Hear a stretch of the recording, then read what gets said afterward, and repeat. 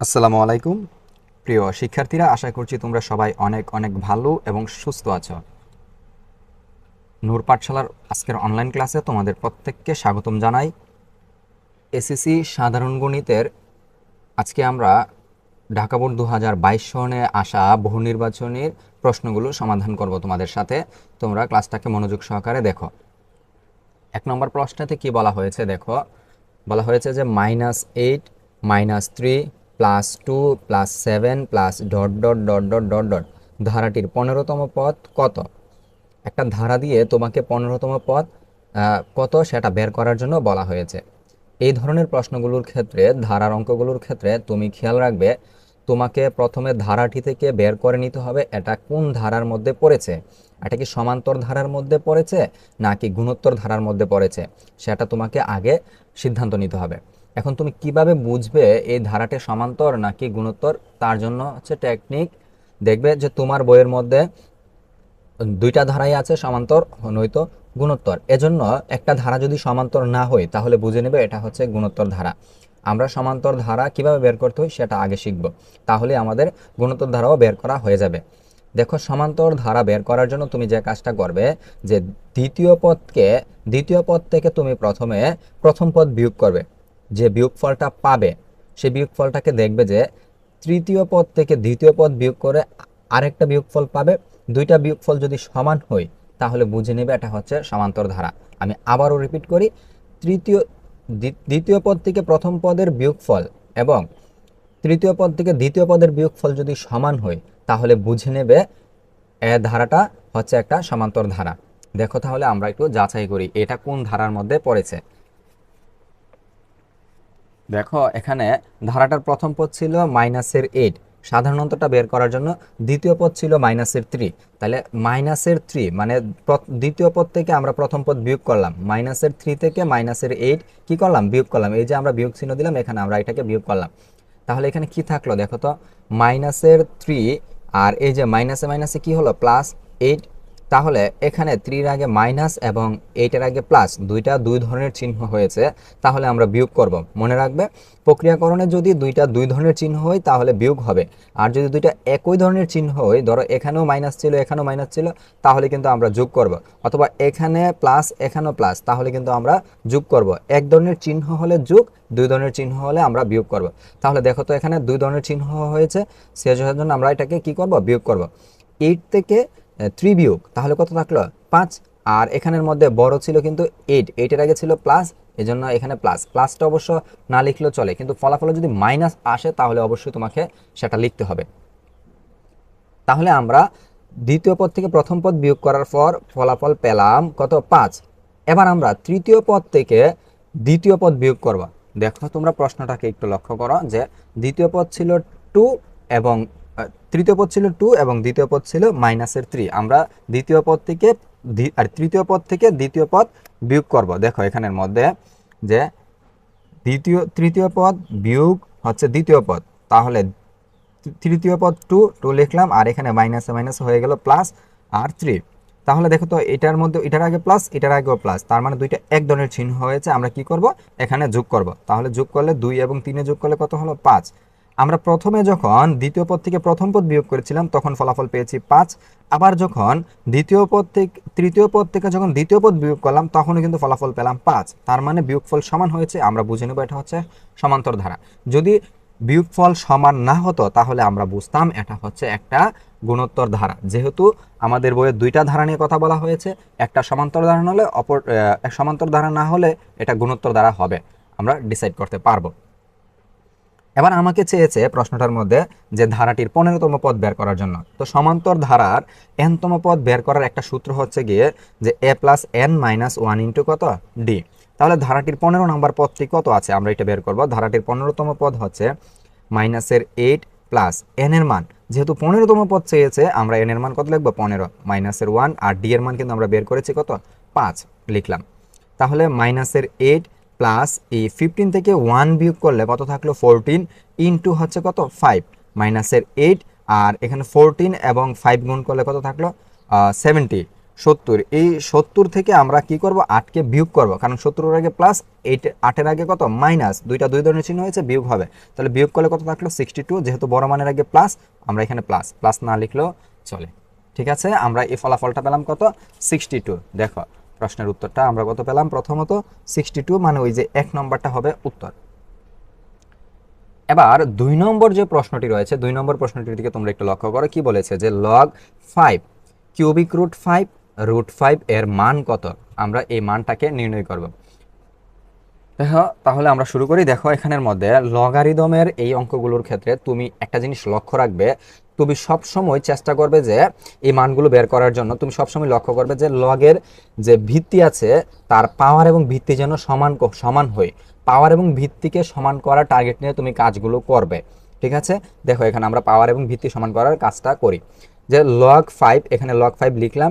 আর এই cubic root বলতে বোঝানো হয়েছে যে এই যে ভিত্তিটা আছে, এই ভিত্তির উপরে পাওয়ার হচ্ছে 1/3। আর যদি এখানে 4 থাকতো তাহলে 1/4 হতো, যদি 5 থাকতো তাহলে 1/5 হতো। মানে কিউব, এই যে 3 জায়গায় যে মানটা থাকতো এই মানটাকে আমরা এখানে লিখতাম। আর কোনো মানের উপরে রুট ওভার বলতে বোঝানো হয়েছে এই মানটাকে ভিত্তি ধরে এর উপরে হাফ হচ্ছে কত পাওয়ার, হাফ হচ্ছে কি পাওয়ার। এটা হচ্ছে রুটের কাজ, মানে রুটকে তুমি এভাবে লিখতে পারো 1/2। লগ 5 লিখলাম। আর এই যে এখানের মধ্যে এটা একটা সূচকীয় আকার, এটা একটা সূচকীয় আকার। এই সূচকীয় আকারগুলোর মধ্যে যখন তুমি প্রক্রিয়াকরণ করবে দেখবে যে এখানে গুণ চিহ্ন আছে। এই ধরনের মানগুলোর ক্ষেত্রে তুমি দেখো যে এইখানের ভিত্তি হচ্ছে 5, এখানের ভিত্তিও হচ্ছে কত 5। ভিত্তি দুইটা যদি সমান হয়ে যায় তাহলে তুমি একটা ভিত্তি লিখবে।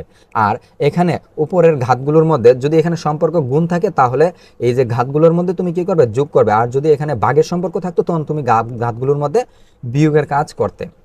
তাহলে দেখো লগ 5 লিখলাম, এই 5 এখানে রাখলাম। এবার এই প্রক্রিয়াকরণটা তুমি করে নিবে যে আমরা কি শিখলাম, ভগ্নাংশের যুগ। ভগ্নাংশের যুগ আমরা ছোটবেলায় করেছি, ভগ্নাংশের যুগের মাধ্যমে এই কাজটাকে আমরা করব। কিভাবে করবে, যে এখানের মধ্যে 3 দুগুণে 6, স্বাভাবিক আমি যে জেনারেল নিয়ম ভগ্নাংশের ওই যে লসাগু বের করা তারপর গুণ ভাগ, আমরা ওই দিকে যাচ্ছি না, আমি সরাসরি তোমাদেরকে একটা টেকনিক শেখানোর চেষ্টা করছি। এই ধরনের অঙ্কগুলোর ক্ষেত্রে তুমি কি করবে, যে হর দুইটার গুণফল করবে। 3 দুগুণে কত 6, আর তারপর এই দুইটার গুণফল 2 একে 2, তারপর এই দুইটার গুণফল 3 একে 3। আমি তো উল্টা লিখেছি, যুগের ক্ষেত্রে উল্টা লিখলে কোনো সমস্যা নাই।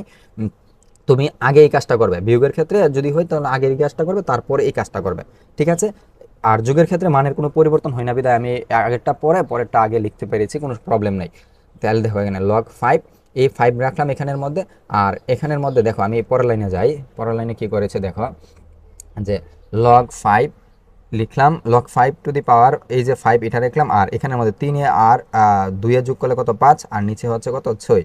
এবার লগারিদমের এই ধরনের ফরম্যাটটা যখন আসবে, মনে রাখো লগারিদমের এই ধরনের ফরম্যাটটা যখন একটা ভিত্তির উপরে একটা পাওয়ার আবার তার উপরে আরো একটা পাওয়ার হয়, তখন উপরে সর্ব উপরের যে পাওয়ারটা আছে ওইটাকে তুমি লগের কি সহগ হিসেবে লিখতে পারো। তাহলে দেখো আমরা উপরের পাওয়ারটাকে লগের সহগ হিসেবে লিখলাম কত 5/6।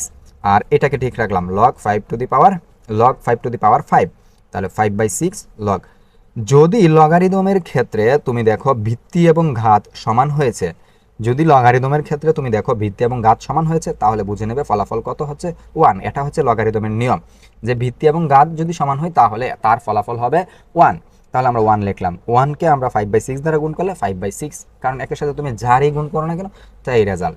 তাহলে আমরা ফলাফল পেলাম কত 5/6। দেখো এটা হবে কোনটা, এই যে 5/6 2 নাম্বারটা হবে অ্যান্সার। এবার দেখো 3 নম্বর প্রশ্নটিতে কি বলা হয়েছে, 3 নম্বর প্রশ্নটিতে বলা হয়েছে 1/25 ইনভার্স x ইকুয়াল টু 125 হলে x এর মান কত। ঠিক আছে, আমরা এই অঙ্কটাকে সমাধান করি।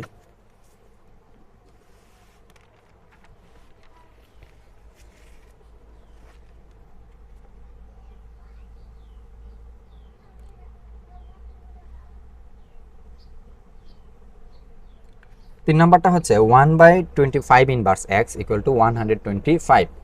তাহলে এখানে 1/25 আমরা এই ধরনের অঙ্কগুলোর ক্ষেত্রে যদি এক্স যে মানটাকে আমরা অজানা রাশিটা রয়েছে ওই রাশিটা যদি মানে ভিত্তি ঘাতে থাকে, মানে পাওয়ার হিসেবে থাকে, যদি পাওয়ার হিসেবে থাকে তাহলে তুমি এই পাশের ভিত্তি আর এই পাশের ভিত্তি দুইটা পাশের ভিত্তিগুলোকে সমান করার চেষ্টা করবে।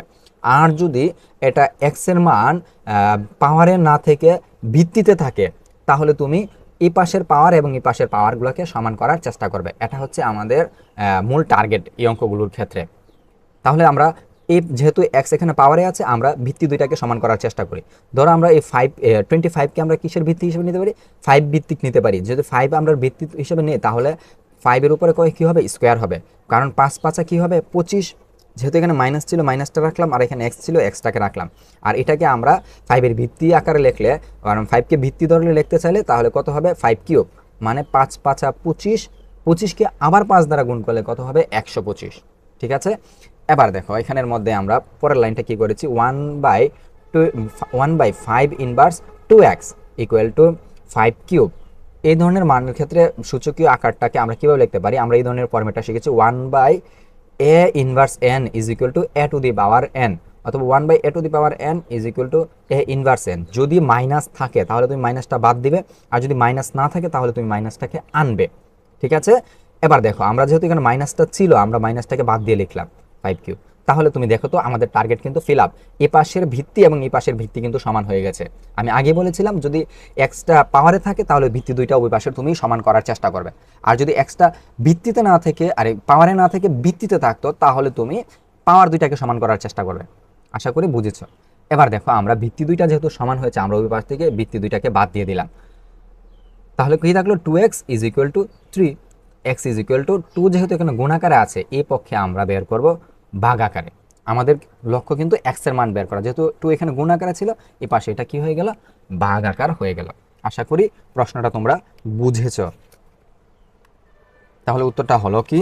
3/2, 3/2 এটা হচ্ছে গিয়ে আমাদের উত্তর। এবার 4 নম্বর প্রশ্নটি তোমরা একটু দেখো। 13, 17, 14, 11, 9, 14 সংখ্যাগুলোর মধ্যক কত? আমরা এই সংখ্যাগুলোর কি করব? মধ্যক বের করব। এই ধরনের অঙ্কগুলোর ক্ষেত্রে তুমি আগে মানগুলোকে মানের ঊর্ধ্বক্রমে সাজাবে। যদি আমরা এই মানগুলোকে ঊর্ধ্বক্রমে সাজাই, কি পাচ্ছি? 9, 11, 13, 14, 14 এবং হচ্ছে কত? 17। দেখো এখানে কয়টা মান হয়েছে? 1 2 3 4 5 6।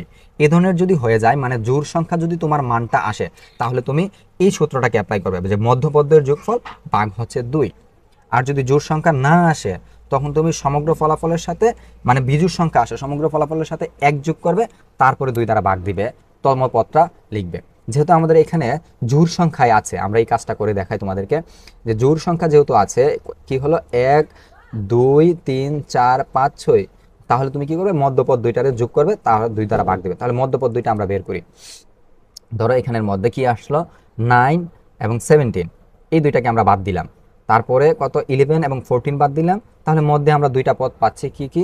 13 এবং 14। 13 এবং 14 এই দুইটা পদকে আমরা যোগ করব, ভাগ হচ্ছে 2। তাহলে দুইটা পদকে যোগ করলে কত হলো? 13 এবং 14 যোগ করলে কত? 27। 27কে আমরা 2 দ্বারা ভাগ দিলে 13.5 ফলাফল পাচ্ছি। ঠিক আছে, আশা করি তোমরা এই অঙ্কটা বুঝেছো। তবে যদি বিজোড় সংখ্যা হতো, হ্যাঁ, প্রশ্ন একটা থেকে যায় যে স্যার বিজোড় সংখ্যা হলে আমরা এটাকে কি করব? তখন বিজোড় সংখ্যা যদি হতো, ধরো এখানে আরও একটা সংখ্যা ছিল, ধরো তোমার এখানে একটা সংখ্যা ছিল, যে যে কোনো একটা সংখ্যা ছিল, ধরো 10 ছিল, তখন তুমি কি করবে? এই 9 এবং 10কে কম্পেয়ার করবে, 11 এবং 17 কম্পেয়ার করবে, তারপরে এই 14 এবং 13 কম্পেয়ার করবে, মধ্যে যেই মানটা পাবে ওইটা হচ্ছে রেজাল্ট, যদি বিজোড় সংখ্যা থাকতো। আর জোড় সংখ্যা হলে তুমি মধ্য যে দুইটা পদ আছে ওই দুইটা পদকে যোগ করে 2 দ্বারা ভাগ করবে, যে কাজটা আমরা এখানে করলাম। আর বিজোড় সংখ্যা হলে তুমি মধ্যে দুইটা পদ পাবে না, শুধু একটা ডিফাইন পদ পাবে, ওইটাই হচ্ছে রেজাল্ট। আশা করি বুঝেছো। তাহলে আমরা এখানে ফলাফলটা পেলাম কত? 13.5। দেখো কত পেলাম এখানে? ফলাফলটা হচ্ছে 13.5, 13.5, এটা হচ্ছে আনসার। এবার আর একটা প্রশ্ন, কত হচ্ছে এখানের মধ্যে? একটা দেখো এখানে কি বলা হয়েছে যে 50 জন শিক্ষার্থী গণিত বিষয়ের প্রাপ্ত নম্বরের গণসংখ্যা নিবেশন সারণী নিম্নরূপ। এখানে একটা গণসংখ্যা নিবেশন সারণী দিয়েছে। সারণী থেকে বলা হয়েছে যে উপরের তথ্যের আলোকে 5 নং এবং 6 নং প্রশ্নের উত্তর দাও। 6 নং প্রশ্নের উত্তর দাও। তাহলে আমরা কি করলাম? মধ্যক নির্ণয়ের এফসি এর মান নিচের কোনটি? এখানে থেকে আমরা মধ্যক নির্ণয়ের এফসি এর মান নির্ণয়টা শিখব। তাহলে শুরুতে যেহেতু মধ্যক চেয়েছে, আমি আগের যে পরিসংখ্যান ক্লাসটি আছে মধ্যক নির্ণয় শিখিয়েছি তোমাদেরকে, ক্লাসটি তোমরা একটু দেখে নিবে।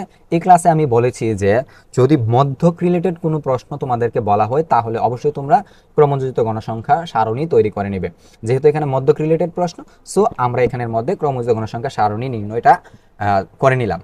তাহলে দেখো আমাদের কি দুইটা করে দেওয়া ছিল, শ্রেণীব্যাপ্তি এবং শিক্ষার্থীর সংখ্যা, এটাকে দেওয়া ছিল। আমরা এখানে ক্রমযোজিত গণসংখ্যা সারণীটা তৈরি করলাম। ক্রমযোজিত গণসংখ্যা সারণী কিভাবে তৈরি করে আশা করি তোমরা পারো। না পারলে আমার ওই যে মধ্যক নির্ণয় আছে ক্লাসটা, ওই ক্লাসটা একটু দেখে নিও, আমি তারপরে বলে দিচ্ছি। দেখো এখানের মধ্যে কি হচ্ছে, শিক্ষার্থীর সংখ্যা, এই যে ঘনসংখ্যার যে মানটা আছে ক্রমযোজিত গণসংখ্যা, এটা ঠিক থাকবে, প্রথম মানটা ঠিক থাকবে। দ্বিতীয় ঘরে এসে বা দ্বিতীয় কলামে এসে আমরা কি করব যে 6 আর হচ্ছে এই 7 দুইটাকে যোগ করলে কত হলো 13, 13 এবং 10 যোগ করলে কত হলো 23, 23 এবং 12 যোগ করলে কত হচ্ছে 35, 35 এবং 8 যোগ করলে কত 43, 43 এবং 7 যোগ করলে কত হচ্ছে 50। এটা হচ্ছে আমাদের ক্রমযোজিত গণসংখ্যার সারণী নির্ণয়।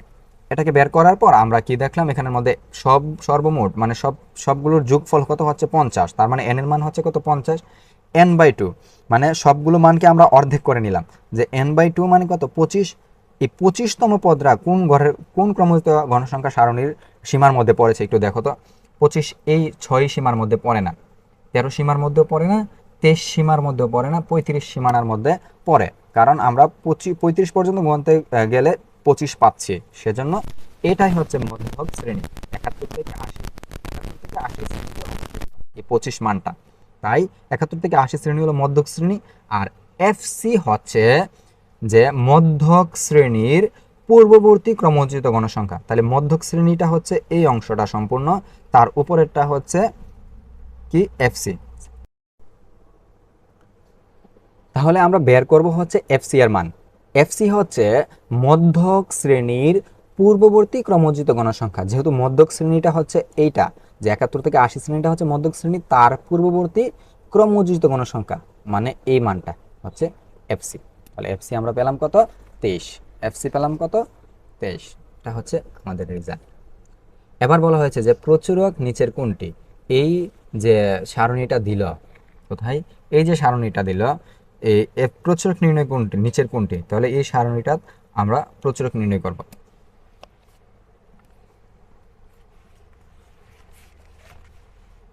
তাহলে আমরা প্রচুরক শ্রেণী পেলাম কি কত 71 থেকে 80।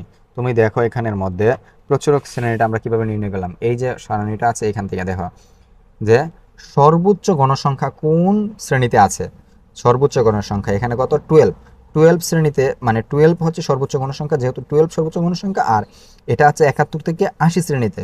সো 71 থেকে 80 শ্রেণীটা হচ্ছে প্রচুরক শ্রেণী, মানে সর্বোচ্চ গণসংখ্যা যে করে থাকবে ওই শ্রেণীটা হচ্ছে প্রচুরক শ্রেণী। আমরা এখানে দেখলাম যে 71 থেকে 80 শ্রেণী হলো প্রচুরক শ্রেণী। এখানে এল এর মান হচ্ছে যে প্রচুরক শ্রেণীর নিম্ন সীমাটা 71 হচ্ছে এল এর মান। আর এফ ওয়ান হচ্ছে প্রচুরক শ্রেণীর গণসংখ্যা এবং তার উপরের গণসংখ্যা, মানে এই 12 থেকে 10-এর বিয়োগ, 12 থেকে 10-এর বিয়োগ হচ্ছে F1 মানে কত 2, আর 12 থেকে 8-এর বিয়োগ মানে এটা হবে গিয়ে F2, মানে সর্বোচ্চ গণসংখ্যা থেকে উপরের মানটা বিয়োগ করলে হবে F1 এবং সর্বোচ্চ গণসংখ্যা থেকে নিচের মানটা বিয়োগ করলে হবে F2। আমরা এই কাজটা এখানের মধ্যে করেছি যে F1 হচ্ছে 12 থেকে 10 বিয়োগ মানে কত আসলো 2, আর F2 হচ্ছে 12 থেকে 8 বিয়োগ কত 4, আর H এর মান হচ্ছে শ্রেণীব্যাপ্তি কত 10। তুমি 71 থেকে 80 পর্যন্ত একটা রেঞ্জ দেখো, রেঞ্জ কিন্তু 10 ব্যবধান, এজন্য হচ্ছে গিয়ে শ্রেণী ব্যবধান কত 10। এবার আমাদেরকে চাওয়া হয়েছে প্রচুরক নির্ণয়, আর প্রচুরক নির্ণয়ের সূত্রটি হচ্ছে L plus F1 divided by F1 plus F2 into হচ্ছে কত H। L এর মান কত এখানে আমরা পেলাম 71, প্লাস লিখলাম F1 এর মান পেলাম কত 2, F1 এর মান যেহেতু 2, আবার F2 হচ্ছে কত 4, আর H এর মান কিন্তু 10। দেখো H এর মান 10 লিখলাম। 71 প্লাস 10 দ্বিগুণে কত 20, 4 এবং 2 এই দুইটাকে যোগ করলে আসলো কিন্তু 6, দুঃখিত এখানে 6 হবে। তাহলে 20কে যদি আমরা 6 দ্বারা ভাগ করি তাহলে কিন্তু আসলো 3.33। 71 আর 3.33 যোগ করলে 74.33। এটা হচ্ছে আমাদের প্রচুরক। দেখো এখানে আমরা পেলাম 74.33 প্রচুরক শ্রেণী। আর প্রচুরকটা তাহলে কত হবে এইটা, এবার দেখো এতে কি বলা সাথে কি বলা হয়েছে যে A is equal to A B C এবং B is equal to A B হলে এ এক নম্বর বলা হয়েছে B union A union B is equal to A intersection B. দুই নম্বর বলা হয়েছে A minus B union B is equal to A is equal to A intersection A union B. নিচের কোনটি সঠিক আমরা এটাকে নির্ণয় করব। তাহলে আমরা শুরুতে যে আমাদেরকে A union B B union A union B বের করতে হবে। যেহেতু আমাকে এটা বের করতে হবে এজন্য আমি এ ইউনিয়ন বিটা আগে নির্ণয় করে নিই। তাহলে এ ইউনিয়ন বি নির্ণয় করার জন্য এর মান হচ্ছে এবিসি ইউনিয়ন বি এর মান হচ্ছে এবি। সম্পূর্ণটাকে আমরা ইউনিয়ন করলে কি আসলো এবিসি। এবার আমরা B union A union B নির্ণয় করি। তাহলে বি এর মান হচ্ছে এবি ইউনিয়ন আর এ ইউনিয়ন বি আমরা বের করেছি কি এবিসি। দুইটাকে আমরা ইউনিয়ন করলে ইউনিয়ন বলতে আমরা এখানে কি করি যে কমন আনকমন মানগুলো আছে না সবগুলোকে একসাথে লিখি। এটা হচ্ছে আমাদের ইউনিয়ন ফরম্যাটের কাজ। তাহলে আমরা কমন আনকমন লিখলে কি হচ্ছে এখানে এবিসি। আবার এ ইন্টারসেকশন বি ডান পক্ষে কিন্তু ছিল এ ইন্টারসেকশন বি। তাহলে এ ইন্টারসেকশন বি এর মান লিখলাম, ইন্টারসেকশন লিখলাম এবং বি এর মান লিখলাম। ইন্টারসেকশন বলতে আমরা বুঝি যে কি হবে এখানের মধ্যে কমন মানগুলো রেজাল্টে আসবে। তো কমন মান হচ্ছে এখানে এবি ছিল আবার এখানেও এবি ছিল, মানে এবি হচ্ছে কমন, সিটা বাদ যাবে। যেহেতু এখানে আমরা পেলাম এবিসি আর এখানে পেলাম এবি, বাম পক্ষ এবং ডান পক্ষ সমান হয়নি, তার মানে আমরা কি বুঝলাম যে 1 নং রেজাল্ট আসবে না। যেহেতু 1 নং রেজাল্টে আসবে না আর কোনো অপশন একটা করে নাই, বোঝা গেছে যে এখানের ফলাফলটা হবে কত 2 এবং 3। যেহেতু 1 নং ফলাফলে আসবেই না তাহলে 2 এবং 3 এটা হচ্ছে ফলাফল, আমরা বুঝেছি। এবার 8 নং প্রশ্নটি তোমরা দেখো যে কি বলা হয়েছে যে √1/sec² a মাইনাস এর 1 সমান কত। এই প্রশ্নটাকে দেখো কি করবে যে 1/sec² a মাইনাস এর 1 is equal two √1/sec² a minus এর 1 হচ্ছে কি tan² a। এই সূত্রগুলো তোমরা জানো আশা করি। এবার হচ্ছে 1/tan, এই যে √টা ছিল, √টা একের সাথে আরেকবার tan² এর সাথে, যদি একের সাথে হয় তাহলে কিন্তু একই হবে রেজাল্ট, আর যদি tan² এর সাথে হয় তাহলে √a এবং স্কোয়ারে বাদ গেলে কি থাকলো tan a। 1/tan a মানে কি হচ্ছে cot a। এরপরে 9 নং প্রশ্নটি দেখো তোমরা কি বলেছে। 9 নং প্রশ্নটি 9 নং প্রশ্নে বলা হয়েছে যে দুইটি বৃত্তে সর্বোচ্চ কয়টি সাধারণ স্পর্শক আঁকা যায়। দুইটা বৃত্তের মধ্যে আমরা স্পর্শক অঙ্কন করব, সাধারণ কয়টা অঙ্কন করা যায়। দেখো দুইটা বৃত্ত, এখানে একটা বৃত্ত অঙ্কন করলাম এবং এখানে একটা বৃত্ত অঙ্কন করলাম, আমি হাতে অঙ্কন করলাম, হয়তো পূর্ণাঙ্গ রূপে হয়নি। তো আমরা দুইটা স্পর্শক অঙ্কন করি, যদি এইটাকে স্পর্শ করেছে এবং এটাকে স্পর্শ করেছে, এখানে একটা আবার এরকমভাবে এইখানে একটা হলো, আবার এ ধরনের একটা হলো আর এ ধরনের একটা হলো, এ ধরনের স্পর্শক টোটাল 4টা হবে। দুইটা বৃত্তের মধ্যে আমরা 4টা স্পর্শক অঙ্কন করতে পারবো। তাহলে আমরা ফলাফল পেলাম কত 4, এটা হবে ফলাফল। তারপর বলা হয়েছে যে বৃত্তের উপচাপের অনুবন্ধী চাপে অন্তর্লিখিত কোণ নিচের কোনটি। নিচের কোনটি বলা হয়েছে বৃত্তের উপচাপের অনুবন্ধী চাপ। বৃত্তের উপচাপের অনুবন্ধী চাপ বলতে আসলে কি বোঝানো হয়েছে আমরা এই ধারণাটা আগে নিই। মনে রাখবে যে উপচাপের অনুবন্ধী হচ্ছে অধিচাপ এবং অধিচাপের অনুবন্ধী হচ্ছে উপচাপ। এই দুইটা কথা তোমরা সবসময় মনে রাখবে যে উপচাপের অনুবন্ধী হচ্ছে অধিচাপ এবং অধিচাপের অনুবন্ধী হচ্ছে উপচাপ। প্রথম ধাপের কথা গেল এটা। দ্বিতীয় ধাপে প্রশ্নটা হচ্ছে যে অধিচাপে যদি আমরা কোনো অন্তর্লিখিত কোণ অঙ্কন করি সেটা হবে সূক্ষ্মকোণ, আর উপচাপে যদি আমরা অন্তর্লিখিত কোনো কোণ অঙ্কন করি সেটা হবে স্থলকোণ। দেখো প্রশ্নটা তোমাকে এই অংশটা বাদে বলা হতে পারে যে অধিচাপে অন্তর্লিখিত কোণ কোন ধরনের কোণ, তোমাকে সরাসরিভাবে বলা হতে পারে, তখন তুমি লিখবে যে সূক্ষ্মকোণ। আবার তোমাকে এরকম বলা হতে পারে যে উপচাপের অন্তর্লিখিত কোণ কোনটি, তখন স্থলকোণ।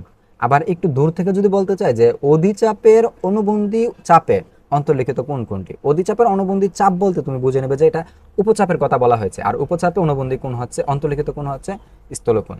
এবার আমি তোমাদেরকে দুইটা ধারণা দিই যে অধিচাপ এবং উপচাপ সম্পর্কে একটু ধারণা দিই। ধরো এটা হচ্ছে একটা বৃত্ত, বৃত্তের অধিকাংশ জায়গা নিয়ে যে চাপটা অঙ্কন করা হয়েছে, দেখো এখানের মধ্যে অধিকাংশ জায়গা, অধিক জায়গা নিয়ে যে চাপটা অঙ্কন করা হয়েছে এটা হচ্ছে অধিচাপ। আর অধিচাপের মধ্যে আমরা একটা কোণ অঙ্কন করেছি, দেখো তো এখানে একটা কোণ অঙ্কন করেছি, এই কোণটা হচ্ছে একটা কি সূক্ষ্মকোণ। এই জন্য বলা হয়েছে যে অধিচাপে অন্তর্লিখিত কোণ হচ্ছে সূক্ষ্মকোণ।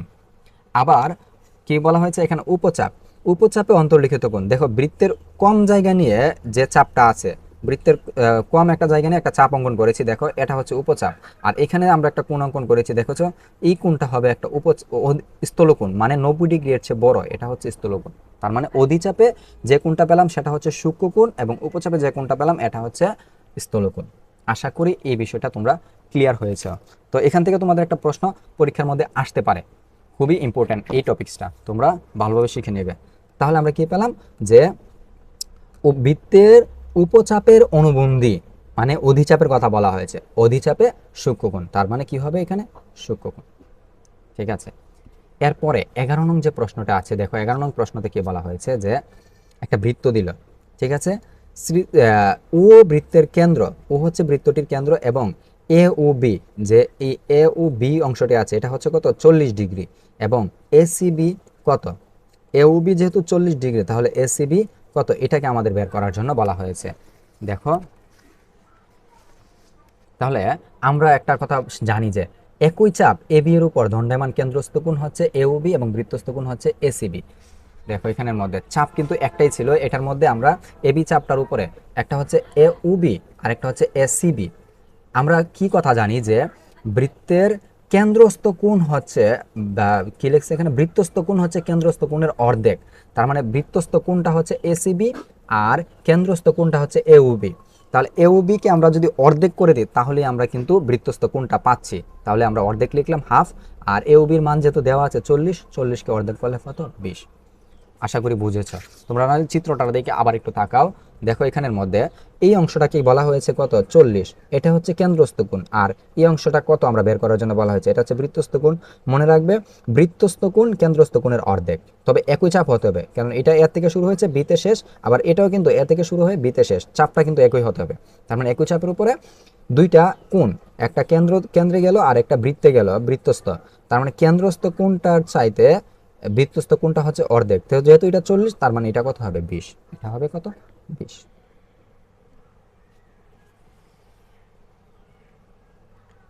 এরপরে দেখো কি বলা হয়েছে যে বৃত্তস্থ সামান্তরিক একটা কি রম্বস, আয়ত, বর্গ, ট্রাপিজিয়াম। মনে রাখবে বৃত্তস্থ সামান্তরিক হচ্ছে একটা আয়ত, বৃত্তস্থ সামান্তরিক হচ্ছে একটা আয়ত। যদি আমরা একটা বৃত্ত অঙ্কন করে এর মধ্যে যদি একটা সামান্তরিক অঙ্কন করতে যাই, এটা আয়তের ফরম্যাটই থাকবে, যেভাবে তুমি অঙ্কন করো না কেন এটা একটা আয়তের ফরম্যাট হয়ে যাবে। 90 ডিগ্রি কোণ তোমার হলো না তাহলে কিন্তু তবু তোমার এটা একটা আয়তের ফরম্যাট। ঠিক আছে, বৃত্তস্থ সামান্তরিক একটা আয়ত।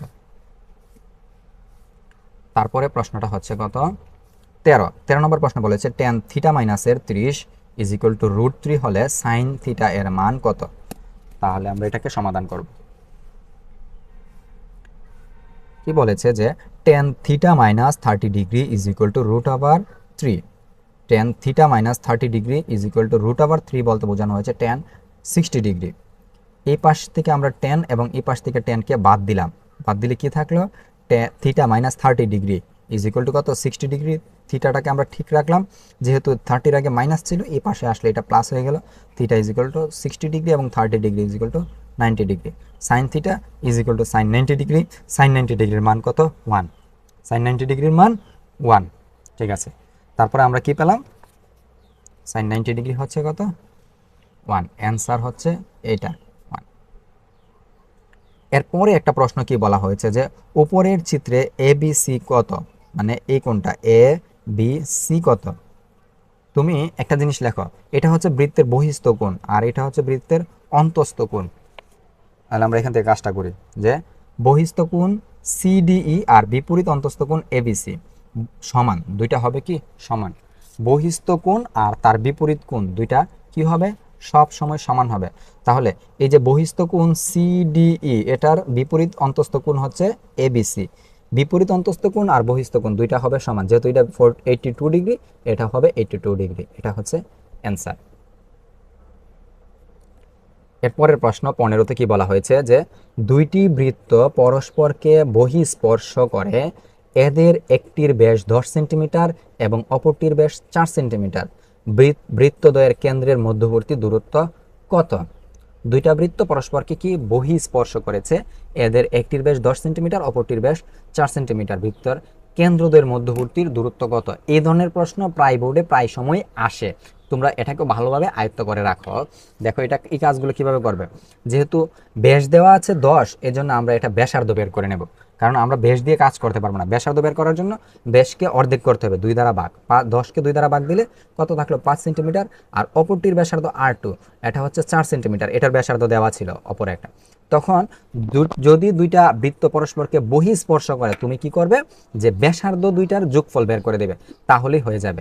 ব্যাসার্ধ দুইটার যোগফল বের করলে তাদের মধ্যবর্তী কেন্দ্রের দূরত্বটা পাওয়া যাবে।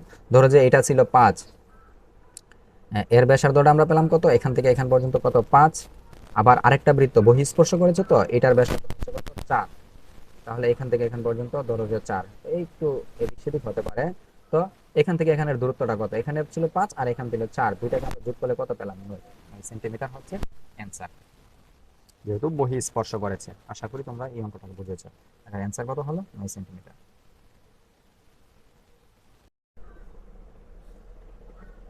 এবারে 16 নং প্রশ্নটি তোমরা একটু দেখো, কি বলা হয়েছে, যে সমবৃত্তভূমিক বেলনের ভূমির ব্যাসার্ধ 3 সেন্টিমিটার এবং উচ্চতা 7 সেন্টিমিটার হলে এর বক্রতলের ক্ষেত্রফল কত? এই ধরনের প্রশ্নগুলো আসে। এটা হচ্ছে আমাদের পরিমিতির একটা প্রশ্ন, যে সমবৃত্তভূমিক বেলনের ভূমির ব্যাসার্ধ 3 সেন্টিমিটার, উচ্চতা 7 সেন্টিমিটার, বক্রতলের ক্ষেত্রফল কত?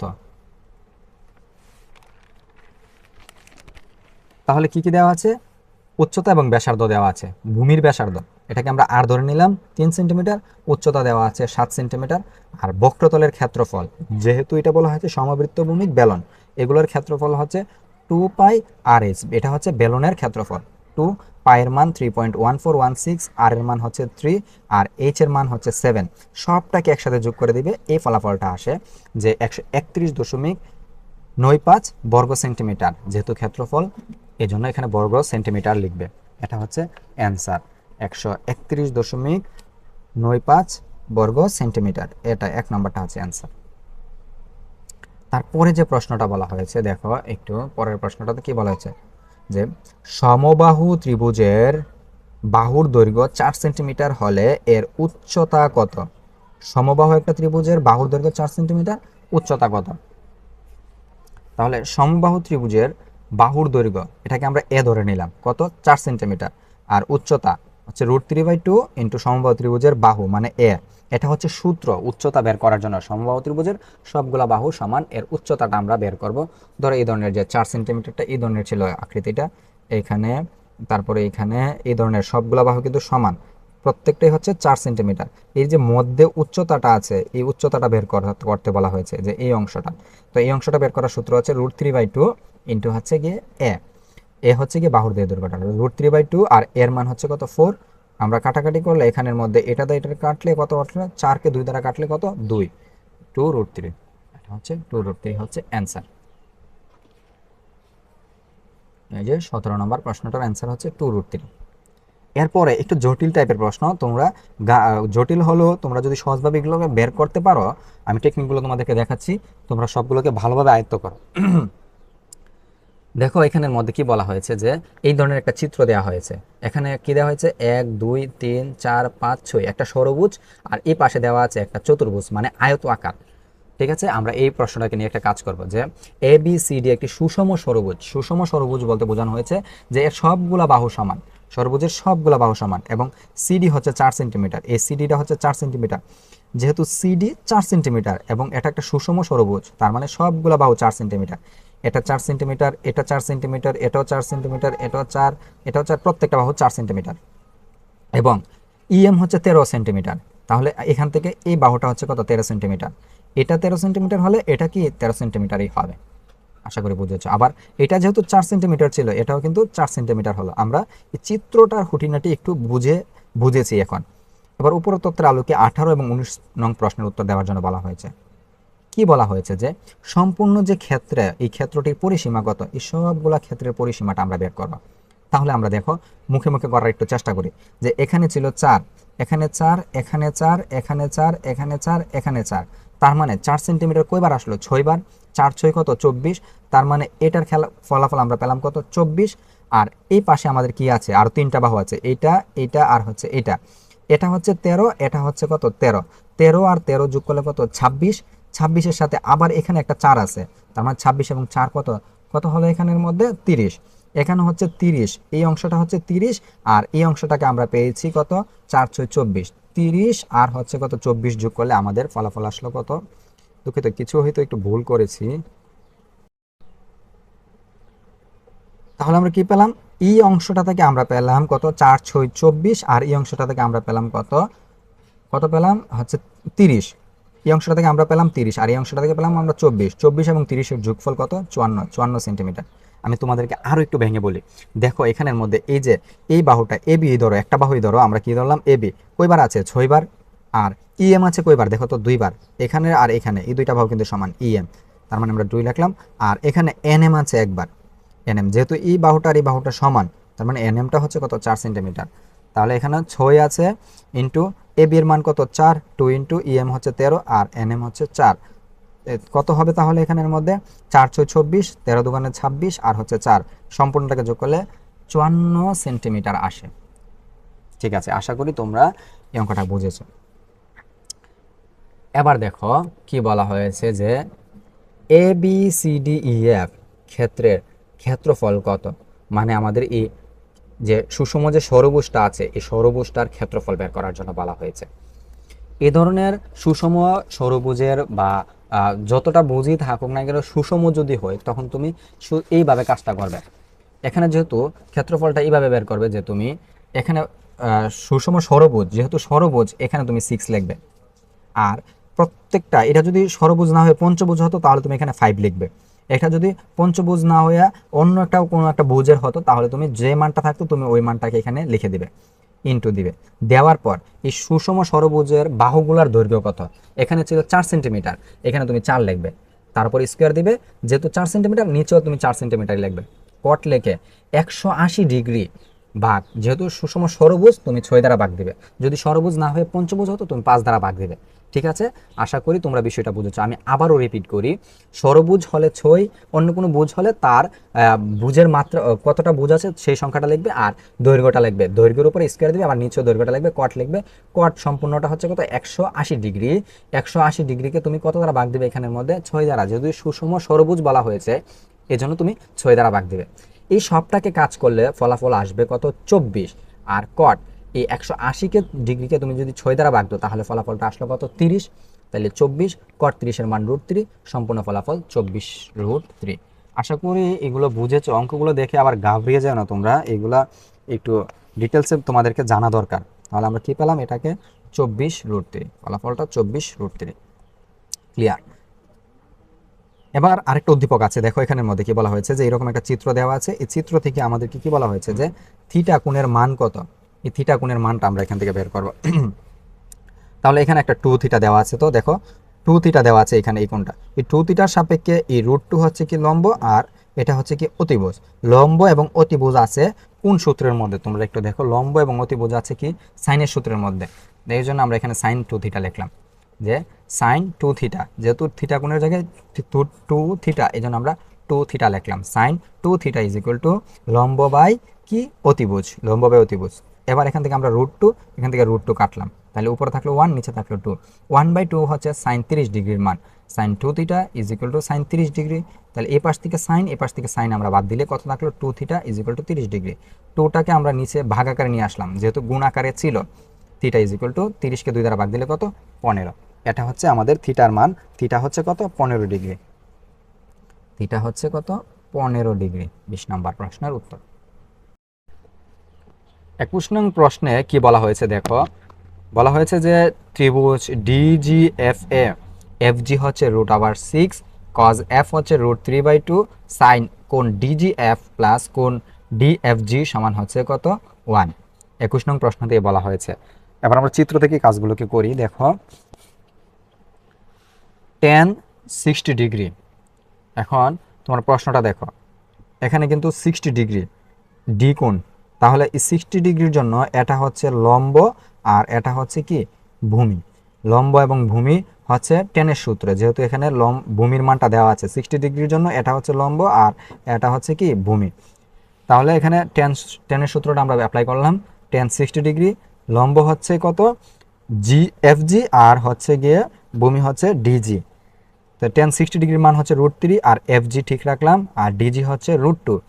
এই দুইটাকে গুণ করলে √6 আর এফ জি হচ্ছে কত, এই মনে মনে এখানে 1 ছিল, 1 এবং এফ জি গুণ করলে এফ জি, আর হচ্ছে গিয়ে এখানের মধ্যে যে √3 এবং √2 গুণফল হচ্ছে √6। তার মানে আমরা এক নম্বরটা সত্য পেলাম যে এফ জি হচ্ছে √6।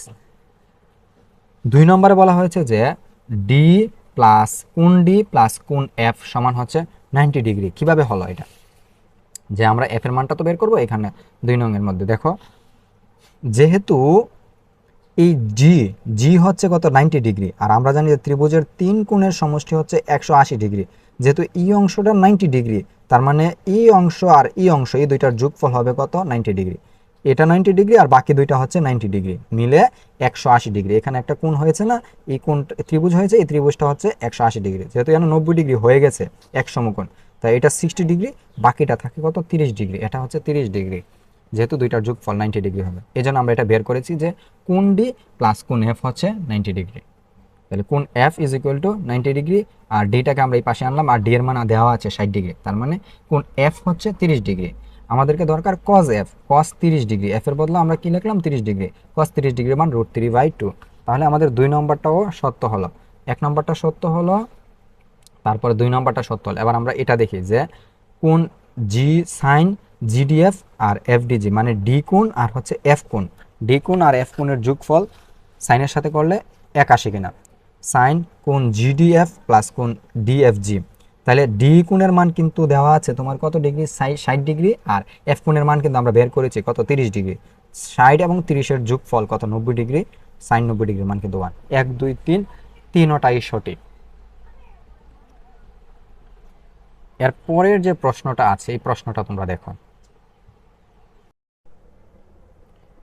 এবার আমরা 22 নং প্রশ্নটিকে সমাধান করব। 22 নং প্রশ্নে বলা হয়েছে 3টি বাহুর দৈর্ঘ্য দেওয়া আছে, নিচের কোন ক্ষেত্রে সমকোণী ত্রিভুজ আঁকা সম্ভব। এই ধরনের প্রশ্নগুলো অনেক বোর্ডে অনেক সময় আসে। এই প্রশ্নগুলো সমাধান করার জন্য তুমি শর্টকাট টেকনিক অবলম্বন করবে। দেখবে যে 3টা মান দেওয়া আছে প্রত্যেকটা অপশনের মধ্যে, 3টা মানের মধ্যে সবচেয়ে বড় যে মানটা আছে ওই মানটাকে স্কোয়ার করবে। স্কোয়ার করার পর বাকি যে দুইটা মান আছে ওই দুইটাকেও তুমি স্কোয়ার করবে। যে ছোট দুইটা মানের স্কোয়ারকে যোগ করে দেখবে যে বড় মানের স্কোয়ারের সমান হয় কিনা। যদি সমান হয় তাহলে এটা দ্বারা সমকোণী ত্রিভুজ হবে, আর যদি সমান না হয় তাহলে সমকোণী ত্রিভুজ হবে না। এটা হচ্ছে আমাদের পিথাগোরাসের রুল মেনটেন করে এই ফর্মেটটা আসে। তো আমরা দেখি যে বড় মানগুলোর স্কোয়ার করে বাকি প্রসেসটা হচ্ছে কিনা। দেখো আমরা প্রথম অপশনে দেওয়া ছিল কত 3 5 এবং 7, এখানের মধ্যে বড় ছিল কিন্তু 7 এর উপর স্কোয়ার, আর এখানের মধ্যে 3 এবং 5কে স্কোয়ার করলাম। এই দুইটাকে আমরা যোগ করব, ছোট দুইটার উপর স্কোয়ার, তারপরে এই দুইটার মধ্যে হবে যোগ। যোগফল যদি বড়টার স্কোয়ারের সমান না হয় তাহলে সমকোণী ত্রিভুজ হবে না। দেখো এখানের মধ্যে যদি আমরা স্কোয়ার করি কত আসে 3 3 9, আর এখানে আসবে কত 5 5 25, 9 এবং 25-এর যোগফল কত আসলো তাহলে এখানের মধ্যে 34 34 আসলো, আর এখানে 7 7 49, দুইটা কিন্তু সমান হচ্ছে না। আবার এখানের মধ্যে দেখো 5 5 কত 25, আর এখানে আসলো কত 7 7 49, তো 49 আর 25-এর যোগফল কিন্তু 74, আর এখানে 9 বড় মানটার উপরে স্কোয়ার করলে ফলাফল আসলো কত কত 9 9 81। তাহলে কিন্তু দুই পক্ষের মান কিন্তু সমান হচ্ছে না। আবার দেখো এখানের মধ্যে যে এই যে এটা আছে, এখানের মধ্যে পরবর্তী অপশনটা ছিল 4 এবং 5, 4-এর উপর স্কোয়ার 4 4 16, আর এখানে 5 5 হচ্ছে কত 25, 16 এবং 25-এর যোগফল কিন্তু কত হচ্ছে 41, আর এখানে 8 এবং 8-এর স্কোয়ার করলে 8 কত 64, দুইটা কিন্তু সমান হচ্ছে না। কিন্তু এ পাশে লক্ষ্য করো সর্বশেষ যে অপশনটা দেওয়া ছিল 6 এবং 8, তার মানে বাকি 3টা অপশন হয় নাই, মানে কি সর্বশেষটা হবে। তবে নিয়মটা তুমি জানা রাখো। দেখো এখানের মধ্যে কি হলো 6-এর উপর স্কোয়ার করলে 6 6 36, আর 8-এর উপর স্কোয়ার করলে 8 8 64, আর বড় মানটা ছিল এখানের মধ্যে 10 10-এর উপর স্কোয়ার, তাহলে 36 আর হচ্ছে কত 64-এর যোগফল হচ্ছে কত 100, আর যদি আমরা 10-এর উপর স্কোয়ার করি তাহলে কিন্তু ফলাফল 100-ই হচ্ছে। বোঝা গেল যে লাস্ট যে অপশনটা আছে ওই অপশনটা দ্বারা এটা অপশন টেস্ট হচ্ছে। দেখো লাস্ট অপশনটা তুমি লক্ষ্য করো, 10-এর উপর স্কোয়ার মানে কত 100, আর এই দুইটার উপর স্কোয়ার করার পর যোগ করলে কিন্তু ফলাফল 100 হচ্ছে। যেমন 6 6 36, আর 8 8 64, 64 এবং 36 যোগ করলে কিন্তু 100। তো আমরা যে রুলসটা বলেছি যে বড় মানটার উপর স্কোয়ার করলে যে ফলাফল আসে বাকি দুইটা মানের উপর স্কোয়ারের যোগফল যদি সমান মানের হয় তাহলে কিন্তু এটা কি হবে, এই যে সমকোণী ত্রিভুজ অঙ্কন করার জন্য পিথাগোরাসের রুলস মেনটেন করা হয়েছে। ঠিক আছে, আশা করি সবাই বুঝেছ। এবার আমরা 23 নং প্রশ্নটা দেখব। 23 নং প্রশ্নে বলা হয়েছে সমকোণী ত্রিভুজের পরিকেন্দ্র কোথায় অবস্থিত। পরিকেন্দ্র, পরিকেন্দ্র অঙ্কন করার জন্য তোমাকে পরিবৃত্ত অঙ্কন করতে হবে। আমি আশা করি তোমরা অনেকেই পরিবৃত্ত অঙ্কন করতে পারো। তো আমরা শুরুতে একটা সমকোণী ত্রিভুজ অঙ্কন করে নিই। দেখো এটা হচ্ছে পরিবৃত্ত, হয়তো আমি হাতে অঙ্কন করেছি, চিত্রটা তেমন সুন্দর হয়নি, কাঁটা কম্পাস দিয়ে করলে আরো সুন্দর হতো। তো দেখো এখানের মধ্যে যদি একটা সমকোণী ত্রিভুজ অঙ্কন করো, এই অঙ্কন করার পর দেখবে যে এইখান থেকে যখন তুমি এই বৃত্তটা অঙ্কন করবে, পরিবৃত্তটা অঙ্কন করবে, দেখবে যে এর অতিভুজটার উপরে তোমার এই বৃত্তের কেন্দ্রটা, অতিভুজের উপরে কি বৃত্তের কেন্দ্র। সো আমরা কি বলতে পারি যে সমকোণী ত্রিভুজের পরিকেন্দ্র হচ্ছে অতিভুজের উপর। তার উত্তর হবে কোনটা, এই ক। 23 নম্বর উত্তরটা হবে ক। এবার দেখো আমরা 24 নম্বরটা সমাধান করব। 24 নম্বরে কি বলা হয়েছে যে X belongs to Z such that x square minus 9 is equal two 0 এর তালিকা পদ্ধতিতে প্রকাশিত রূপ কোনটি। এই সমীকরণটার তালিকা পদ্ধতিতে প্রকাশিত রূপ কোনটি আমরা বের করব। এটা হচ্ছে সেট গঠন পদ্ধতি, এটার আমরা তালিকা গঠন পদ্ধতি এখন দেখব। দেখো এখানে যে সমীকরণটা দেওয়া আছে সেটের মধ্যে, সমীকরণটা হচ্ছে x square minus 9 is equal two 0। তো আমরা এক্স স্কোয়ারটা ঠিক রাখলাম, এই -9 এই পাশে +9 হলো। আমরা উভয় পাশে কি করলাম, রুট ওভার আনলাম, যেহেতু এটা একটা কনস্ট্যান্ট মান ছিল, আর কনস্ট্যান্ট মানের আগে যদি তুমি রুট ওভার আনো তাহলে তুমি অবশ্যই প্লাস মাইনাস ব্যবহার করতে পারো। তো এখানে দেখো রুটে এবং স্কোয়ারে বাদ, আর এখানে রুট ওভার 9 মানে হচ্ছে কত 3 +-3। বলা হয়েছে যে এক্স বিলংস টু জেড, প্রশ্নের মধ্যে বলা ছিল যে এক্স বিলংস টু জেড, আর জেড হচ্ছে পূর্ণ সংখ্যা, তুমি প্লাস মান দেও এবং মাইনাস মান দেও, যাই দেও না কেন সেটা রেজাল্টের মধ্যে আসবে। তার মানে +3ও আসবে -3ও আসবে, তাহলে নিচের ছেদটা হচ্ছে -3 এবং +3। দেখো এখানের মধ্যে কত 24 নম্বর প্রশ্নের উত্তরটা হবে এই গ, +3 এবং -3। এবার 25 নং প্রশ্নটি তোমরা দেখো কি বলা হয়েছে, f of x is equal to x cube minus 6x plus 3 হলে f of minus 3 সমান কত। এই প্রশ্নটা সমাধান করার জন্য তোমরা x এর মান -3 ব্যবহার করবে। দেখো এখানের মধ্যে f of x is equal to x cube, f of x is equal to x cube minus 6x plus 3। তাহলে f of -3 আমাদেরকে বের করতে হবে, একবারে ইজি। তুমি x এর পরিবর্তে -3 বসাবে, তাহলে দেখো এখানে -3 এবং এখানে আমরা -3 বসালাম। তো এইটাকে কাজ করলে তুমি দেখো বিজোড় সংখ্যা যখন পাওয়ার থাকবে তখন তুমি ঠিক রাখবে, আর 3 কিউব মানে কত 27, আর এই দুইটার মধ্যে কাজ করলে মাইনাসে মাইনাসে প্লাস, 3 6 18 প্লাসের 3। তুমি যখন সবটাকে নিয়ে কাজ করবে দেখবে যে এখানে 27 আর এই দুইটাকে তুমি যোগ করবে। দেখো তাহলে কত আসলো, এখানে দুইটাকে যোগ করলে 21, 27 এবং 21-এর মধ্যে বিয়োগ হবে, বিয়োগ হলে কত থাকলো 6 -6। আর এই ধরনের অঙ্কগুলোকে তুমি চাইলে ক্যালকুলেটর দিয়ে শর্টকাটে খুব সহজে করতে পারো। আমি তোমাকে টেকনিকগুলো শিখিয়ে দিচ্ছি। দেখো যে তুমি এই সমীকরণটাকে প্রথমে ক্যালকুলেটরের মধ্যে উঠাবে। কিভাবে উঠাবে, দেখো এখানের মধ্যে শিফট দেওয়া আছে, তুমি শিফটে প্রেস করবে। শিফটে প্রেস করার পর তোমাকে তুলতে হবে এক্স কিউব। এক্স কিউব তোলার জন্য তুমি দেখো এখানের মধ্যে এই যে এই ফার্স্ট ব্র্যাকেট এর উপরে কিন্তু এক্স লেখা আছে, দেখো এখানের মধ্যে পিঙ্ক কালার করে এক্স লেখা আছে, তুমি এখানে এক্সে প্রেস করবে। এক্সে প্রেস করার পর তুমি পাওয়ারে চাপ দিবে, এখানে এই পাওয়ারে চাপ দেওয়ার পর তোমার পাওয়ার কত 3, তখন তুমি 3-তে আবার প্রেস করবে। ঠিক আছে, তার মানে আমাদের এক্স কিউব হয়ে গেল। তারপর কি আছে মাইনাসের 6x, তুমি মাইনাস প্রেস করো, তারপরে 6 লেখো। আবার তোমাকে কি লিখতে হবে এক্স। এক্স লেখার জন্য তুমি আলফাতে চাপ দিয়ে তারপর তুমি এটাতে প্রেস করো, এটাতে, তাহলে তোমার 6x হয়ে গেল। তারপর তুমি লিখবে কি প্লাস, প্লাস দেও, তারপরে থাকবে কত 3 দেও, 3-তে প্রেস করো। ঠিক আছে, এই কাজটা করার পর তুমি করবে এখানে এই যে ক্যালকুলেশন আছে, এই ক্যালকুলেশনে তুমি প্রেস করবে। ক্যালকুলেশনে প্রেস করলা, প্রেস করার পর তোমাকে এরকম দেখাবে, তখন তুমি কি লিখবে এক্স এর মান দেবে -3, তখন তুমি এখানে লিখবে -3 লিখে ইকুয়ালে চাপ দেও। দেখো তোমার কত ফলাফল আসলো -6। এগুলোকে তুমি খুব সহজে ক্যালকুলেটরে করতে পারো। এইভাবে আমি যে প্রসেসটা দেখালাম, এখানে তোমার যে কোনো সমীকরণে থাকুক তুমি এইভাবে এই কাজগুলোকে করে নেবে। তাহলে আমরা পরের অঙ্কে যাই। দেখো পরের প্রশ্নে কি বলা হয়েছে। পরের প্রশ্ন 26 নাম্বার। 26 নাম্বারে বলা হয়েছে যে x is equal two 1/x is equal two 5 হলে 1 নং x square minus 1/x square সমান 5√21, আর 2 নম্বরে x cube plus 1/x cube সমান 110, আর x square minus 5x plus 1 is equal two 0। নিচের কোনটা সঠিক আমরা এটা বের করবো এখন। এখানে 1 নং অপশনের x square minus 1/x square বের করার জন্য আমার দরকার হচ্ছে x মাইনাস 1/x এর। তো আমরা এটা কিভাবে বের করি, এই ধরনের একটা ফরম্যাটে আমরা বের করবো যে x minus 1/x is equal two √x plus 1/x square minus 4a 4x into 1/x, আমরা এই ধরনের একটা ফরম্যাট অলরেডি জানি যে a minus B whole square is equal to a plus B whole square minus 4ab, এই ধরনের একটা format আমরা জানি। এই ফরম্যাট থেকে এটা আসবে। যদি আমরা এই পাশে রুট ওভার করে দিই যে a minus B whole square is equal to root over a plus B whole square minus 4ab, এই ধরনের আমরা করে দিই, তাহলে কিন্তু এখানে রুট এবং স্কোয়ারে বাদ যাবে। তাহলে তোমার কি থাকে, a মাইনাস বি সমান কি থাকবে এখানে a plus B whole square minus 4ab, আর কিন্তু এই পাশে রুট ওভারটা থাকবে। তাহলে আমরা এই ফরম্যাট অনুযায়ী a minus B pi a plus B whole square minus 4ab। আমরা এখান থেকে এটা পাচ্ছি যে x মাইনাস 1/x সমান x plus 1/x square minus 4x 1/x।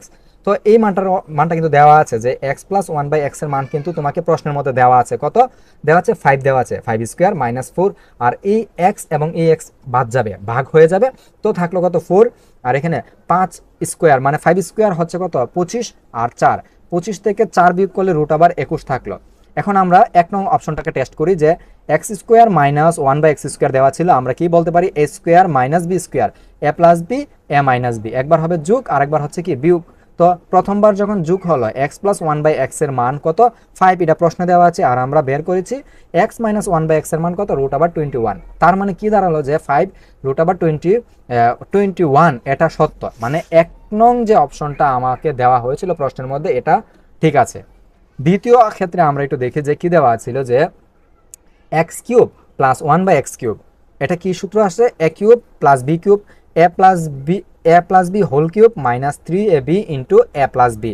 এই ফরম্যাট অনুযায়ী আমরা কাজটা করেছি। এখানে a হচ্ছে x আর b হচ্ছে 1/x কিউব, তার মানে x plus 1/x cube minus 3 into x into 1/x x plus 1/x। আমি আবার ফরম্যাটটা তোমাদের জন্য লিখে দিচ্ছি এখানের মধ্যে কীভাবে হবে, a cube plus B cube, এই ফরম্যাট অনুযায়ী হয়েছে a plus B whole cube minus 3ab a plus B, এই ফরম্যাট অনুযায়ী হয়েছে। তো x প্লাস 1/x হোল কিউবের মান বা x প্লাস 1/x এর মান দেওয়া ছিল 5, এই যে হোল কিউবটা লিখলাম আমরা 3 লিখলাম, এই x এবং এই x বাদ যাবে, তাহলে এইটার মান কিন্তু দেওয়া ছিল কত 5, তাহলে 5 কিউবের মান হচ্ছে কত 125, বিয়োগ হবে 3 5 কত 15।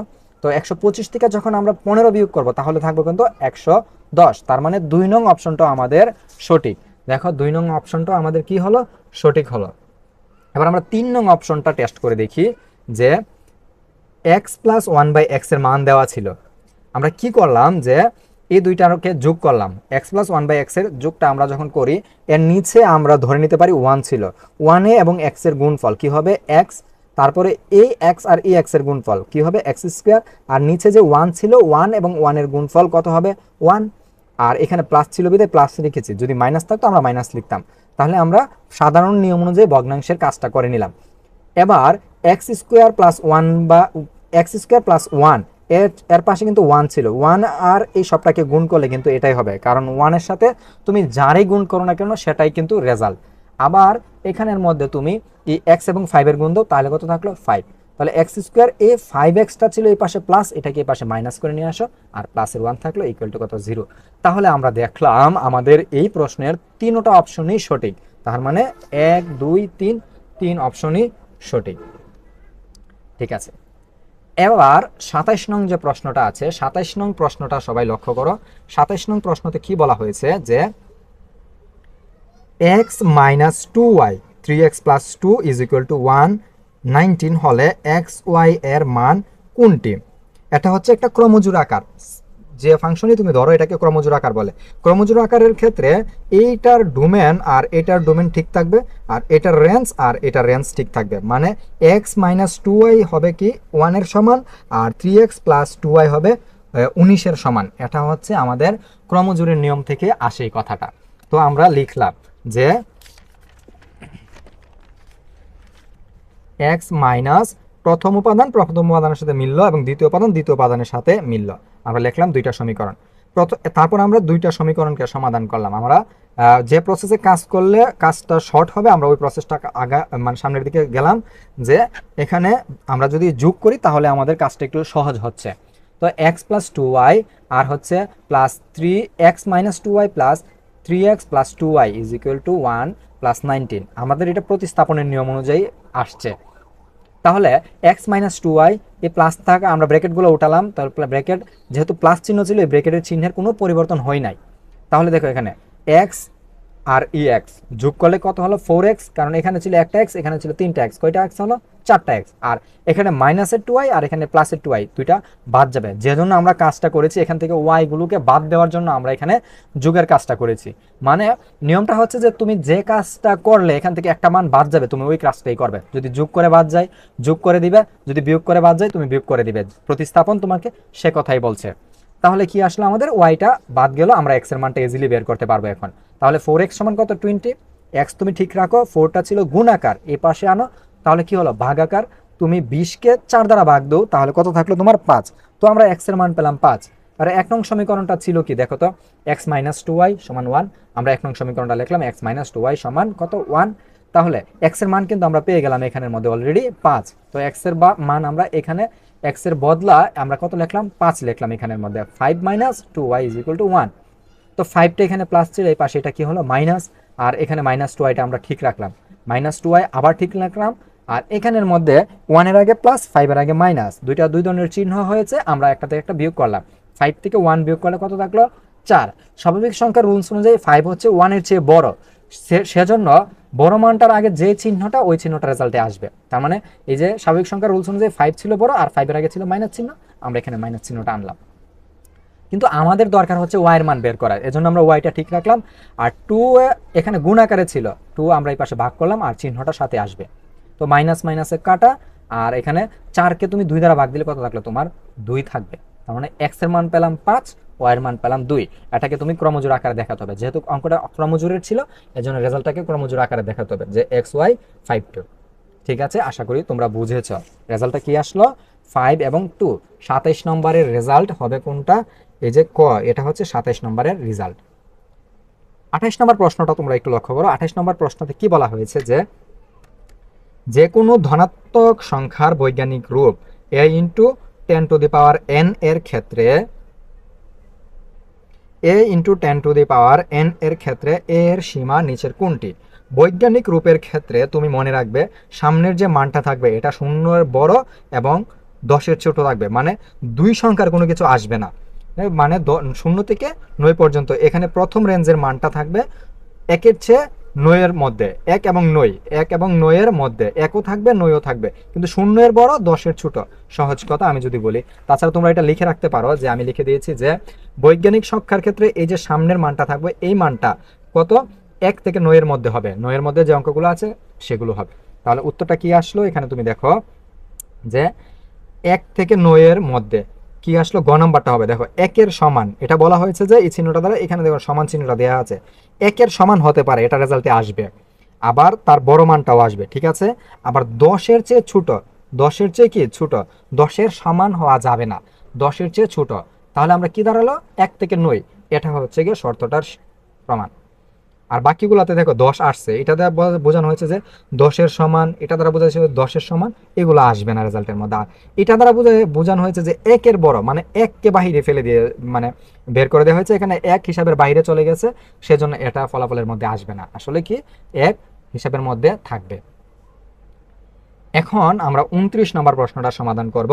কি বলা হয়েছে, নিচের কোনটি x³ - 2x² - 5x + 3 এর উৎপাদক। এখন আমরা দেখব কোনটা হচ্ছে এখানে উৎপাদক। উৎপাদকগুলোর জন্য কি কি দেওয়া আছে দেখো, x এর মান, এই ধরনের অঙ্কগুলো তুমি শর্টকাটে সমাধান করার জন্য তুমি কি প্রসেসটা অবলম্বন করো, আমি সম্পূর্ণ অঙ্কটা করি না, অঙ্কটা কখনো করে দেবো, আমি তোমাদেরকে এখন কি বোঝাতে চাচ্ছি যে তোমরা কিভাবে শর্টকাট ভাবে অঙ্কটা করতে পারো। দেখো তুমি অপশনগুলোকে টেস্ট করবে, ক্যালকুলেটরের মাধ্যমে, আগে যে আমরা একটা অঙ্ক করেছি এই নিয়মে ক্যালকুলেটরের মধ্যে সমীকরণটা উঠাবে, তারপরে এখান থেকে তুমি অপশন টেস্ট করে নেবে কি কি দিয়া। দেখো এখানের মধ্যে x এর মান +1 দেওয়া আছে, তখন তুমি -1 দ্বারা, x + 1 দেওয়া আছে তাহলে তুমি -1 দ্বারা অপশন টেস্ট করবে। আবার এখানে দেওয়া আছে x - 2, তার মানে তুমি +2 দ্বারা অপশন টেস্ট করবে, মানে বিপরীত চিহ্ন দ্বারা। আবার x এর সাথে কি দেওয়া আছে x - 3, তুমি এখানে +3 দ্বারা অপশন টেস্ট করবে। আর এখানে দেওয়া আছে x + 3, তখন তুমি এখানে -3 দ্বারা অপশন টেস্ট করবে।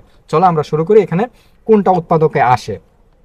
আবার আমরা কি লিখবো, x³ - 2x² - 5x + 3, সমীকরণটাকে আগে ক্যালকুলেটর উঠেই নেই, তখন শিফটে চাপবে, যখন শিফটে প্রেস করার পর আমাদের দরকার x³, তখন তুমি এই যে এই বাটনটাতে প্রেস করবে, এই বাটনটা x আসলো, তখন তুমি কিউব লিখবে, এখানে দেওয়ার পর তুমি 3-এ প্রেস করবে, এক্স কিউব আসলো।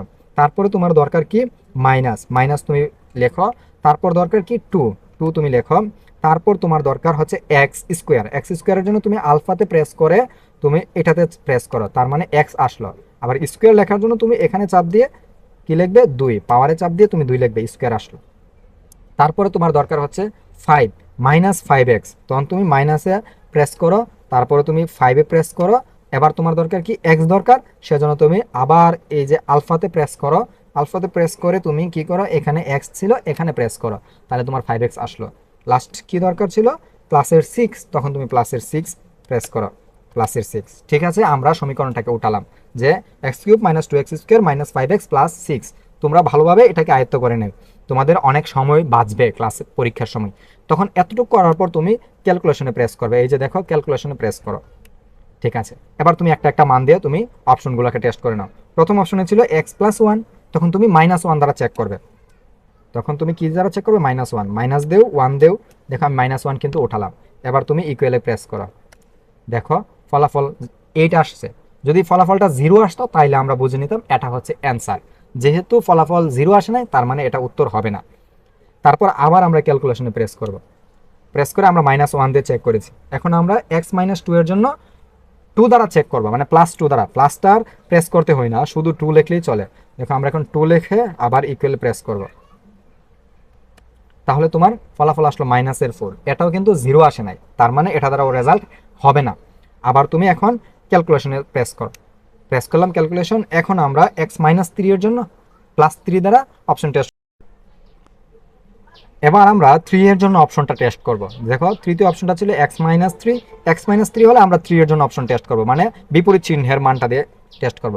তার মানে 3-তে তুমি প্রেস করো, প্রেস করে তুমি ইকুয়ালে প্রেস করো, দেখো কত আসলো, 0 আসলো। তার মানে আমরা বুঝলাম এটা হচ্ছে আমাদের ফলাফল। যেহেতু এটা ফলাফল, বাকিটা অপশন টেস্ট করার কোনো দরকার নেই।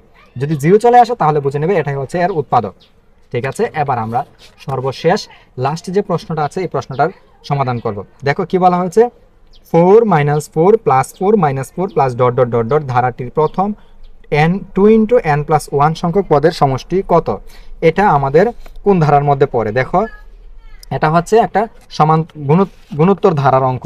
এটা হচ্ছে একটা কি গুণোত্তর ধারার অঙ্ক, যে গুণোত্তর ধারার হওয়ার কারণে আমরা এখানে প্রথম পদ বের করলাম a = 4, সাধারণ অনুপাত r হচ্ছে কত -4 তুমি ভাগ দিবে, মানে দ্বিতীয় পদকে তুমি প্রথম পদ দ্বারা ভাগ দিবে সাধারণ অনুপাত বের করার জন্য। তখন তুমি 4 দ্বারা ভাগ দিলে কত থাকলো তোমার 1, আর এখানে ছিল একটা -1 লিখবা।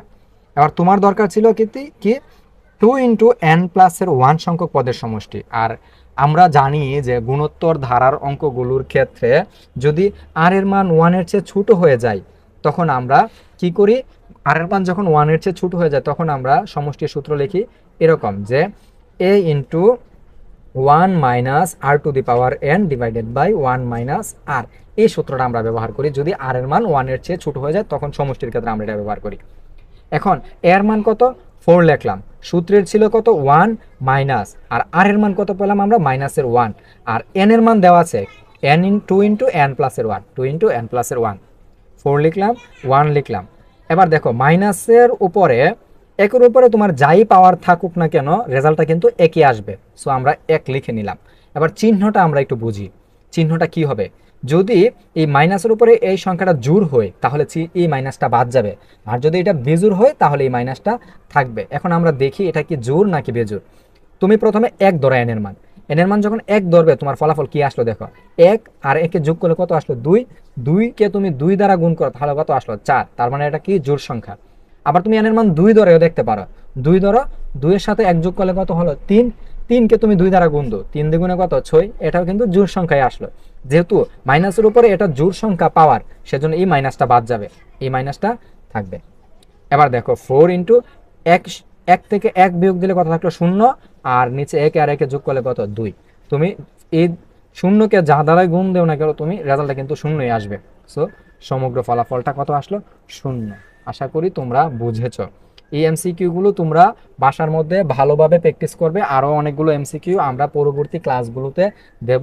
তোমরা তোমাদের বন্ধু বান্ধবের মাঝে এই ক্লাসগুলোকে শেয়ার করে দাও যেন সবাই পায়।